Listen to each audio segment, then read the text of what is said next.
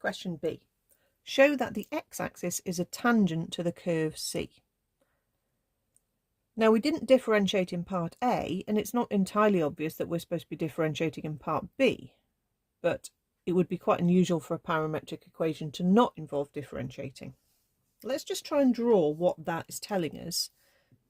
We don't really know what the curve is doing unless we plot a load of points, and I don't really want to have to do that. But, you know, if you had time, you could work that out as well.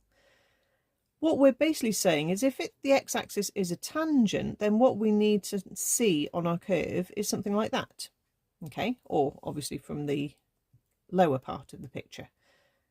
So it's then meaning that that point needs to be a stationary point. And that stationary point needs to lie on the x-axis. Okay, so that's a bit more clear what we're supposed to do now. If we can find a stationary point, so that is going to involve differentiating, find the stationary point. If its y-coordinate is 0, then we know our stationary point lies on the x-axis, which automatically means then the x-axis is a tangent. Okay, so we do need to differentiate. We can differentiate dx by dt, which will give us -4 plus 2t. dy by dt, now if you multiply it out, you can differentiate term by term, or if you want, you can differentiate with the bracket rule. Power down, bracket to 1 power less, times the differential of the inside. Both of these methods will work.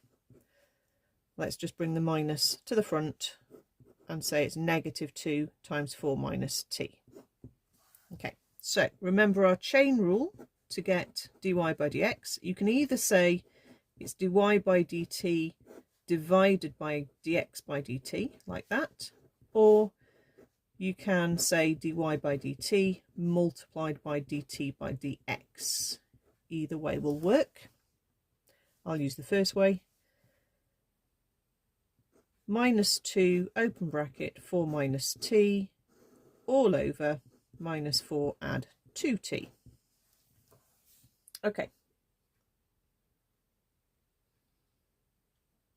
If I'm looking for a stationary point, I need to look for where that is equal to 0.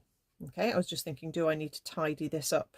I don't think I do, because as I'm solving this equal to 0, and I'm going to take the whole of this denominator up onto that side, it's still going to be 0 as I times on that side. So really, to make our dy by dx equal to 0, it just has to be the top being equal to 0.